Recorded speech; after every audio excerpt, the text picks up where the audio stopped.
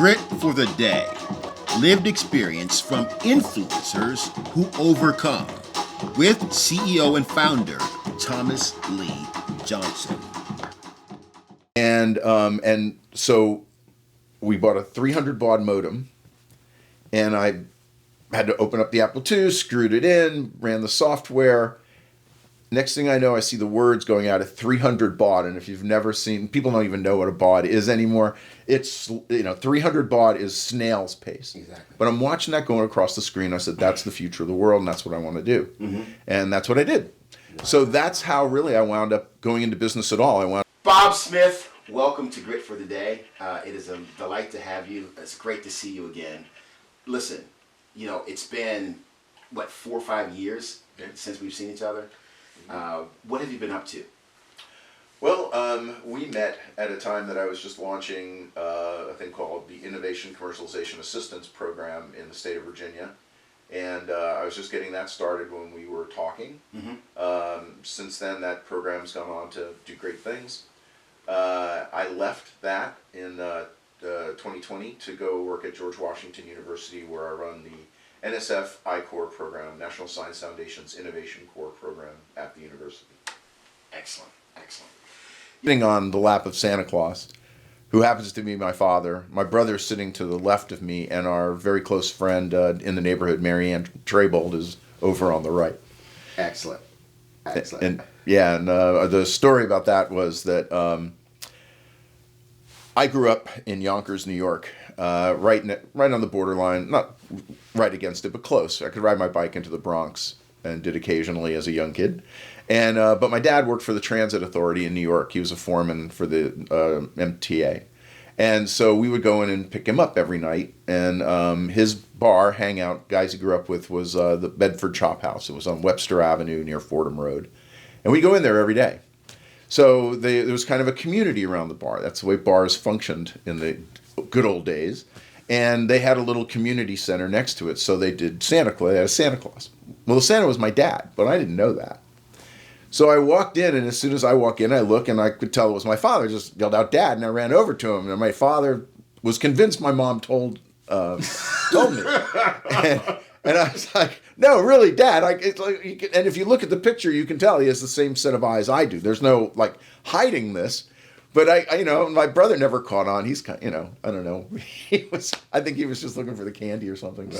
But I'm like, my dad was so peeved. So you see me sitting there smiling, holding up my little thing, but in the background, underneath the beard, my father's going like, "Who told this damn kid?" It's the story of my life, being a smart aleck and talking up when I probably should have kept my mouth shut. But anyway, that's what that picture's about. I entered ROTC in 1975. Okay. Months almost concurrent with the last helicopter lifting off from Saigon. Wow. So not a lot of people were trying to get in, which is probably how I got in, given all my background. But and it was a weird time to be in there. I mean, literally, not even kidding, not even hyperbole. People would say, "Why do you want to be a baby killer?" I mean, no lie. That's the way people thought about the military then. And so it was a weird, isolating thing to be in the military. Also, I went to USC, so it wasn't too long. University of Southern California. Yes, the only USC. The other ones, we sued them. So okay, I'm just saying, you know what state is adjacent to I us. know, but I mean, come on, Columbia versus LA. All right, come on. No, but and it wasn't too awful long after the Watts riots, so there were still burned out buildings and things like that, and there's lots of crime, all the gang warfare. Wow. So it was bizarre. It was a bizarre kind of thing to go. And so, but I loved the Navy. All I ever had wanted to do was be a naval officer. And so I loved being in the Navy. I didn't so much love being the regimentation of this armed forces. Mm-hmm. I was kind of uncomfortable with. But it was just a weird time and place to go do that. But then I went to when you got into the fleet. And I was on destroyers. And it's funny, this is like the story of my life. It's like what a screw up I've been most of my life. Was when they gave me my ship assignment, which was the USS Turner Joy, you can look it up, was the first shots fired in the Vietnam War were the Maddox and the Turner Joy. Oh. Three gun Forrest Sherman class destroyer. Mm-hmm. So all I ever wanted to be from the time I was born, or at least that I could start to read, was a navigator on a destroyer. Wow. And when they told me I was on that ship, they go, well, you're on the Turner Joy, the scow, because it was this old ship then. And yeah, you got to billet a navigator. And I'm like, awesome. And so they thought they were punishing me, and they were really rewarding me, which was a great life lesson for me, that like, don't play your game, don't play other people's games. Awesome. Because according to their game, I was a failure. According to my game, I won. Wow. So it all worked out. But yeah, I love the Navy. It's still the best job I think I ever had in my life. Amazing. Being a navigator on a destroyer at a time without reliable satellite navigation. Yeah. So I did it with a sextant. Old school. Old school. Navigated around. I still have my calculation books. Navigated all around the Pacific, through Australia, New Zealand, American Samoa, and back. All did it with a sextant, and so best time in the world. Amazing. I didn't even know that story. Oh, yeah. Yeah, well, they had sat-nav then, right? And it would be like, well, we have satellite navigation. And you're like, oh, great, we got satellite navigation. It doesn't work. and by the way, when you go below the equator, we have no idea what it's going to do.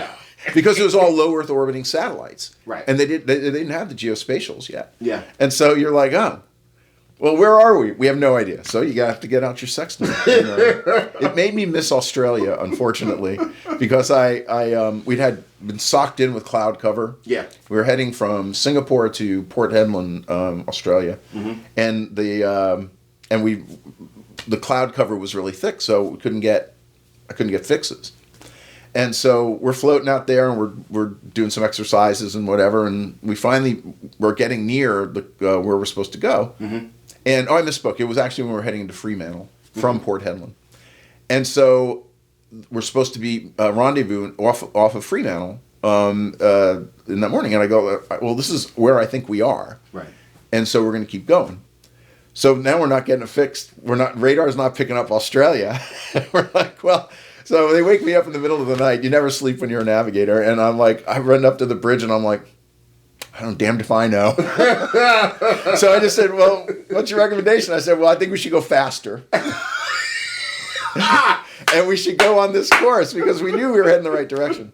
So yeah, that's one of my claim to fame, is I managed to miss Australia. Not by much, but by a little bit. Entry. And that was when I really started learning how to look at data. And so what I did was I taught myself SQL, some of the guys in the computer department helped me, and we basically took all of our fulfillment data. Nobody ever got tapes of their fulfillment data and loaded it into a database. It didn't happen in 1987, whatever that was. And loaded it up into a database, and I started doing all this analysis, and I basically told them, you're spending too much money on marketing because you're mailing to the same people all the way. I did a segmentation analysis where I didn't even know what that was, but I just said, you keep mailing to the same people and they keep re-upping, so you keep paying to get the same customer. I'm going to pause here, and I just want to highlight some stuff. You taught yourself SQL. You loaded fulfillment data when no one else had done that before. I didn't hear of it. And you did segmentation analysis when you didn't even understand what that was. Yeah. So I had one marketing course, but it just all seemed to make sense. Right, but what I'm saying, Bob, I'm highlighting this because you are inventive and instinctive by nature, and you follow your hunches, you follow your intuition, and actually make it happen. Well, and I found out that was a pattern that kept recurring. Right. In that. And we were talking before about, and one of the things that I was jokingly saying to you before, about business, it's sort of like being on a galley ship, It's like you're rowing and they go, here's the metrics. Okay, everybody hit the metrics. And then you hit the metrics and the drummer starts going faster. Like, wait. Why is the drummer drumming faster? I just want to hit my metrics. And so that part never interested me much. And in fact, at CQ, when I did all that work, everybody was, oh, this is great. I wound up then running all the marketing department. I went from the intern to running sales and marketing. those patterns have always been there, and if I have a talent, I guess that's it, And I did the same thing with FEC data. Like nobody was doing anything with FEC data, but I was seeing like how the data is reported, but how it's not picked up. You don't really see the connections. And this was maybe 89 or 90. My friend was a lobbyist for the sugar industry, though. And they were saying, we keep getting killed because everybody keeps saying that the sugar industry is giving all this money to politicians. And because I've been digging around in all this data, I said, like, well, what we could probably do is probably look at, the DUNS information that says who all the officers are, and we can go down a level or so. And we can look at their contributions, and we can see really who gives actually more money. Right. And it wound up that the sugar users, the Cokes and the candy manufacturers, blew away what the sugar growers would do. Right. And we set up this project, and I set it up, helped organize it, and the data folks in our place did it. But it's always seeing those patterns. Yes. And like, so I could bore you with other things like that, but I mean, so it wound up that we did that product, and then now that's just standard fare, but nobody did that then. Wow. And so but for me, it's always been about trying something new, and even in the job where you first met me, when again, people keep telling me, oh, this will be a good retirement job, so I go work in an SBDC. I am not very smart, is my problem. There's no pay. and you go in and it's like, okay, well, here I am. I just have this recurring problem. But even then, I could see like, oh, well, you could see the way things. And when they hired me, they were hiring me to say, well, how good an administrator can you be of a small business development center? And I'm like, you don't hire me to be a small business development center. You hire me to break stuff and build something. Because I come in and I go, well, yeah, that's my job. Never mind about my job. What about this thing over here? And that's ultimately how I did the ICAP. Right. Because the ICAP was a program that was limping along, and I went like, you could take the National Science Foundation I-Corps, and you could implant that into this program, and you could do a statewide I-Corps program for the state of Virginia. Wow. And they gave me no money, and they said, well, try it out. And we tried it out, and it was successful. So that pattern is one that you can just take. I could tell a million stories. And that is the one thing I think I add to any. It sure as heck isn't showing up on time, or filling out my reports well, or doing my travel budget, my travel expenses. None of that stuff. But I turn in, I break stuff, I put it back together in something different. I don't know. Well, obviously, any type of you have an innovation bent. You see things that can be improved and enhanced just instinctively.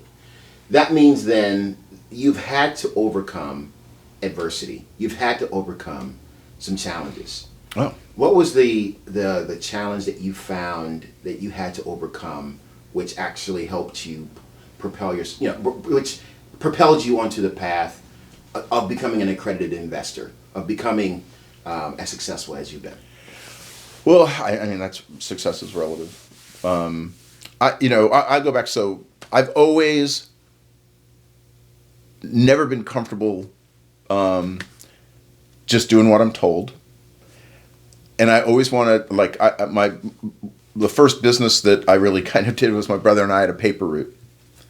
And I always remember I was not old enough to be the paper route. My brother was old enough to have the paper route, but I tagged along, right? And we argue to this day. I think he gave me he gave me all the hills, and he had the flat part.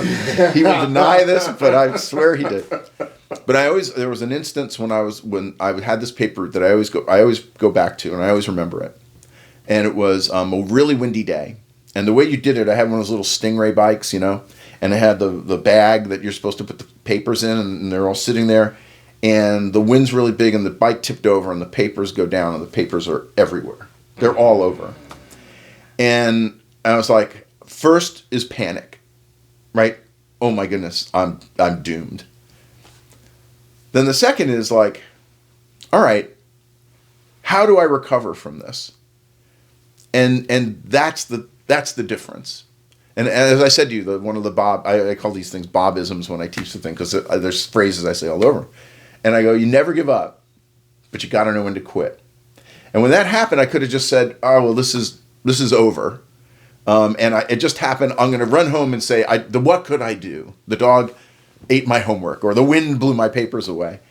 And instead I sort of said, well, okay, I worked the problem. And I put the papers back together. I went and chased them all down. I'm not saying that every section was perfectly laid out.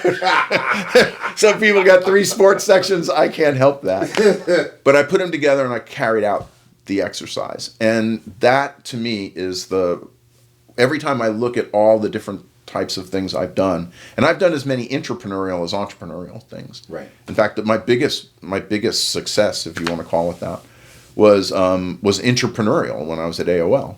And it was the same thing. It's sort of like, the dog's always eating your homework.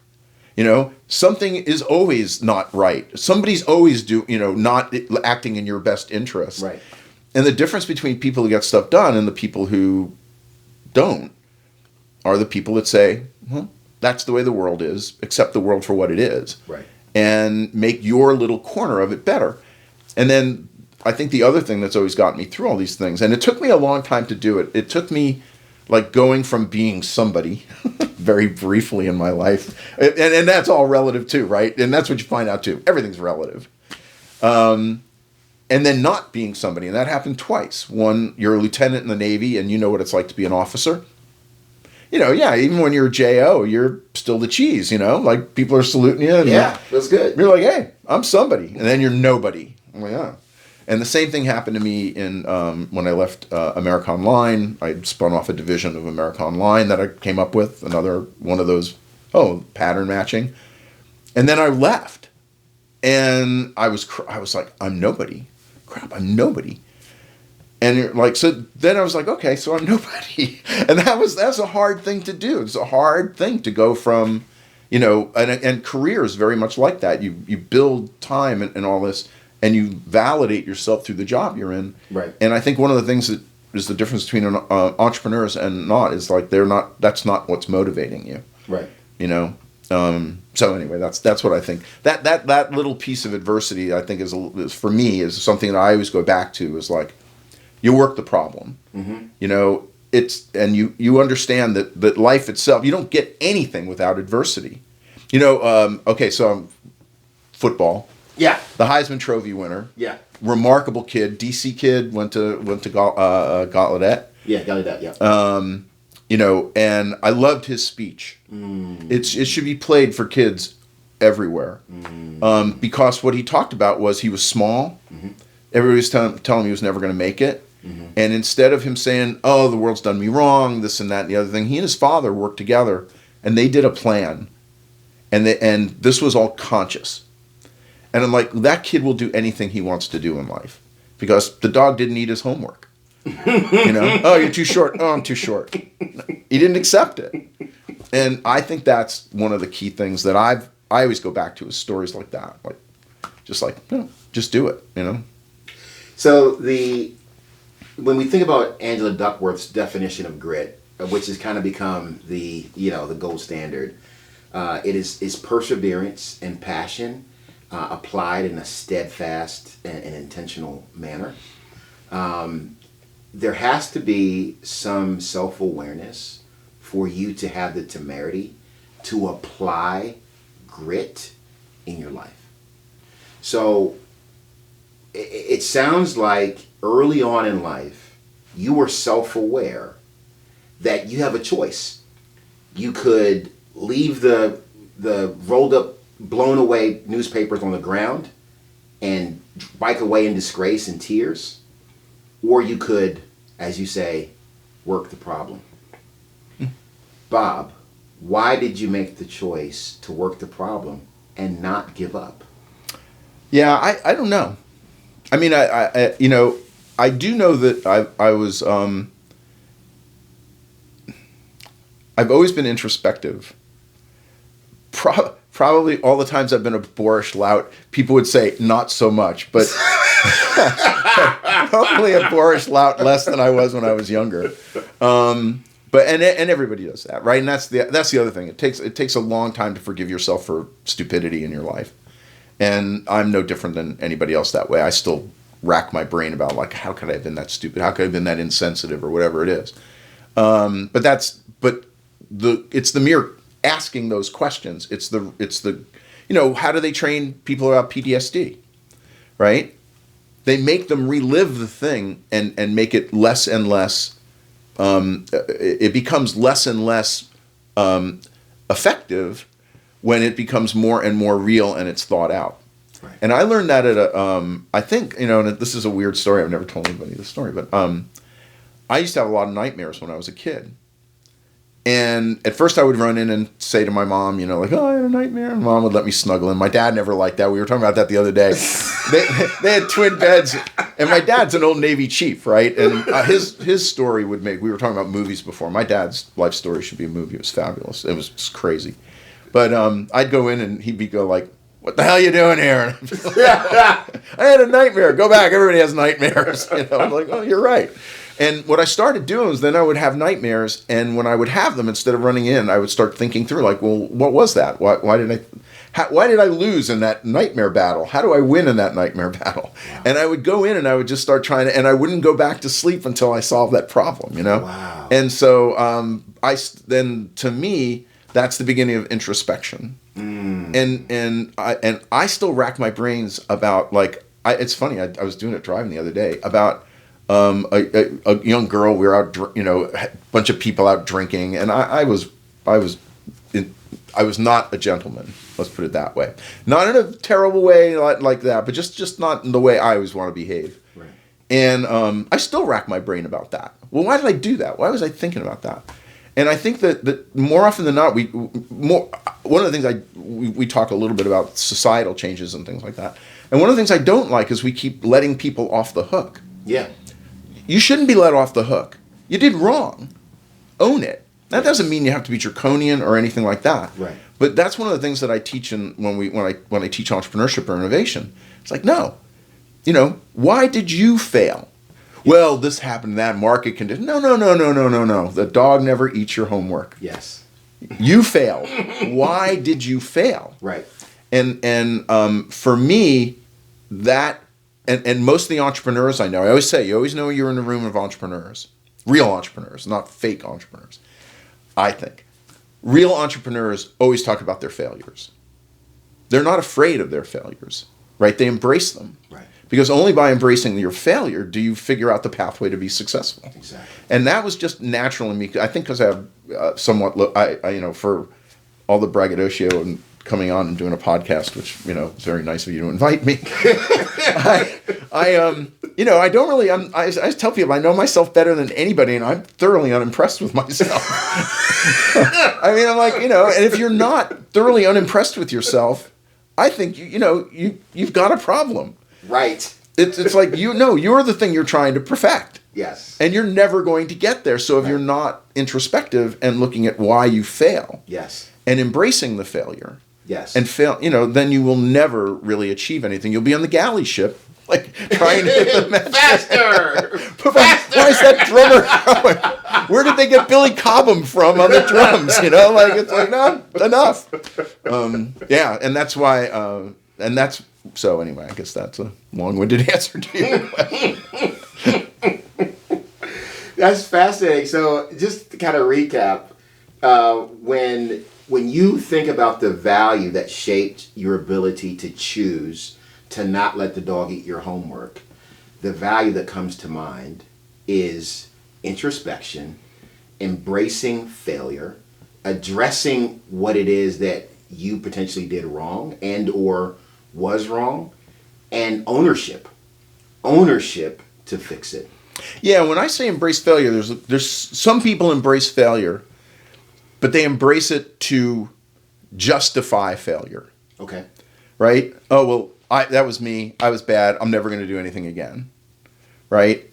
And that's a hard thing to, and I've had those feelings. Mm-hmm. That's so. I thought your four things were great. I think but when I say embrace failure, you embrace failure to say, like, own it, that ownership of the failure. But then how do I not do that again? Right. Or how do I make that better the next time? Yes. And I think that's the key. But yeah, I think that's a great way to summarize that. Okay. Thank you. We're in 2023 now. I'm sure you read Forbes, Fortune, The Economist. All the macroeconomics of the moment that we're in right now say that there are sectors and segments and potentially even industries in the world economy which are going to go downward. I mean, just it unavoidably. Yeah. What do you say to entrepreneurs who are in those industries and or sectors that won't let the dog eat their homework, have the ownership, and still are swimming up a waterfall? Yeah. Yeah. One of the best sequences of my career came actually after my venture fund failed in the first bubble. I was funded by Warburg Pincus. They set me up. It was my own fund. It was an early stage fund. Wow. And it was actually, this was 2000, and I actually called it an accelerator. And somewhere, I think in the Wall Street Journal, there's an article, because it was either Washington Post or Wall Street Journal, that an accelerator, what the heck is that? And there was only Safeguard Scientific was doing it, but it wasn't a commonly used term. Right. But, and my first board meeting was the day the market tanked in 2000, and all my board members were sitting there on their what's going on, guys? Yeah, on the Blackberries. What's going on, guys? And like, market has just fell off a cliff. So, needless to say, my investors I thought Warburg had expressed they wanted me to get into their fold. At that point, it wasn't what I wanted to do. To go run a company. I didn't want to run. I don't run companies. I start companies. Yeah, I don't run them. I start them. Which, remember the Bobism, nobody ever made money starting a company. You only make money running companies, which is why I don't have a Bentley.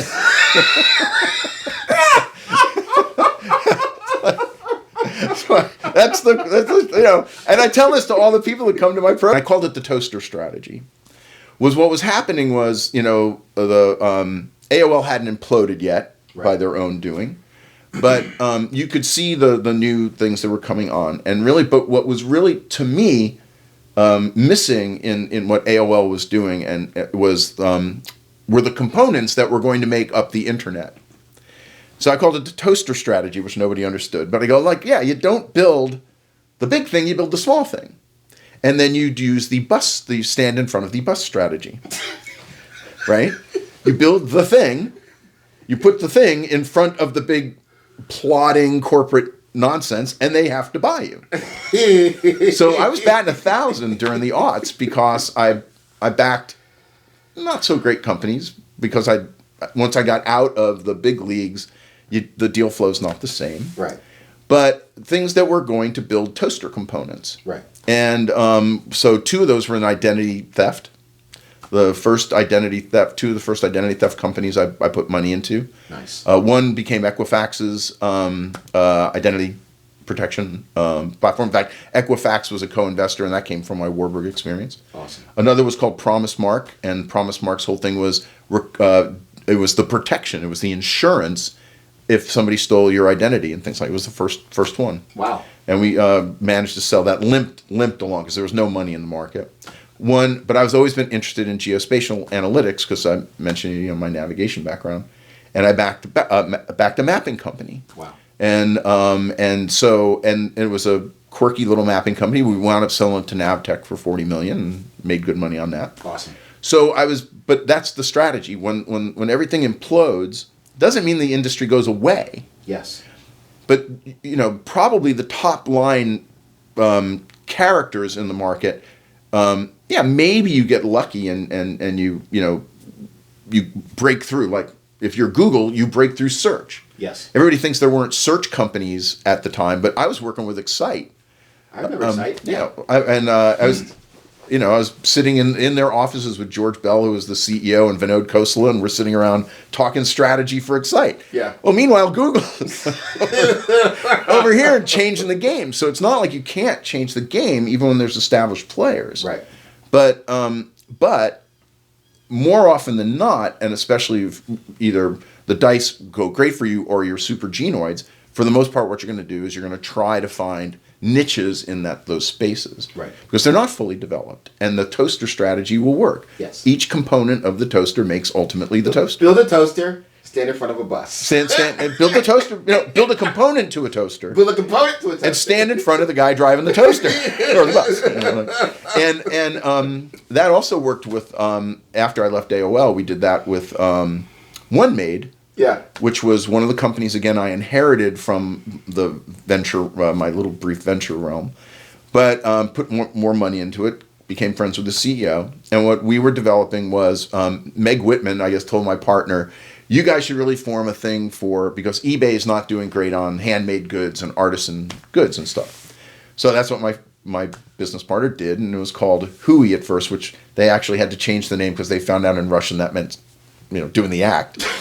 So it's like, okay, we're not going to do that. So they changed it to OneMaid. But anyway, what we found there was, so it was Etsy 10 years before Etsy. Wow. And the problem was, though, at the time, was the market wasn't differentiated enough to support a niche program like that, a niche product like that. Mm-hmm. And you had to be really well capitalized, and at that point, we weren't. Mm-hmm. So what we did is we pivoted to seller tools. And again, this goes to the standing in front of the bus strategy. We eBay launched a public API. Okay. Now in 2001, public APIs were brand new. Nobody knew what they were. Right. We built for the public API of Amazing. eBay. So our seller tools could not only go to eBay, but we also then took over, did a deal with AOL to run their classifieds. So basically, we could port to multiple different nice places. Yeah. So we stood in front of the bus. AOL was going to renegotiate with eBay. I'm like, okay. And truth be known, some of this was friends at AOL probably throwing me a bone. But we were AOL's classifieds. We were developing tools using the API of eBay to basically superset eBay. Nice. So we got enough of eBay being interested to make AOL buy us. So we sold the company to AOL. Awesome. And and that's what I would encourage, not directly, but I would encourage companies to do, especially in a time when there's not going to be as much early stage capital. Right. When you got to find ways to bootstrap, you got to find ways to do early partnerships, and you got to think small. Yes. And again, one of the little Bobisms that I always say is people always confuse broad with big. Right. And I see this all the time. Companies come to me and they explain something and it's so broad. And you go like, well, that you described nothing. You described, water. I can't do anything with water. Explain to me how your little mill, a mill that serves, somebody doing flour somewhere, and I can understand the power of water. Right. And people don't want to think that way because they think it sounds like it's smaller, but it's not. And in this kind of market condition for startups, I'd be saying, find those niches, hit the niche hard, stand in front of the bus. Yes. And get bought. That's a great exit. Exactly. And who the heck wants to go public now anyway? Yeah. The IPO market is troublesome. Well, and it forces you into certain types of management structures that are not nimble. Exactly. When Sarbanes-Oxley occurred, I knew some of the people on the Hill that were involved, and I go, why did you guys do that? It doesn't make any sense. Because what you're doing is you're giving protections, but Enron wasn't a problem of the regular IPO. Right. That was corruptions and a bunch of other things. And multi-layers. Yeah. And so really what they did was they made it so that if you're a startup person, your pathway to public is very much farther in the distance, for one, and the administrative overhead you have to put on the company early on makes you a big company when you should be a small company, and not a nimble company, but a sort of bureaucratic company. Exactly. And so I never really had an interest in that, but Yeah. Well, this has been a fascinating conversation. I know it's a good conversation anytime you say, I've never told anyone this story before. Yeah, that's a weird story. I don't know. But we're glad you told us. You know, Grit for the Day is about influencers who have overcome adversity. The viewership that we have is really going to gravitate toward the values that you expressed early on, and that you replicated over and over again. If you had parting wisdom for some of our entrepreneurs, you just say fueled your entrepreneurship at AOL, at the other major companies that you've been a part of. Yeah, so at CQ, I actually wound up leaving because I launched a magazine. I basically said to them, well, you're giving up the consumer market, and there's no other place for you to grow under the way you're structured now in this market. So I came up with basically a consumer reports for politics idea, and it was called American Caucus. And I just put my career on the line and said, well, I'll go launch this. And again, it wasn't well funded, and it wasn't, and they ultimately pulled the plug, even though everything we did showed we could market it. And in fact, they got angry letters from everybody that signed up. They said they really loved it. Didn't fit with where the corporation wanted to go. At AOL, my job at AOL was signing up media companies. So I signed New York Times, Chicago Tribune, all the major newspapers. That was my first responsibility. Second responsibility was all the major magazines, Hachette Philippaki and all these other ones. At the time, that was a big deal.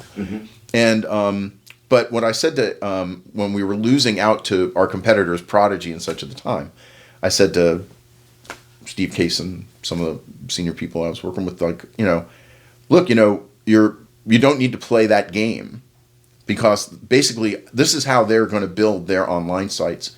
You could do the same thing at much less cost. You could own more of the equation, and you could also leverage it. So they had to come to you anyway. Right. And that was the genesis of Digital City, which was my one big claim to fame. Awesome.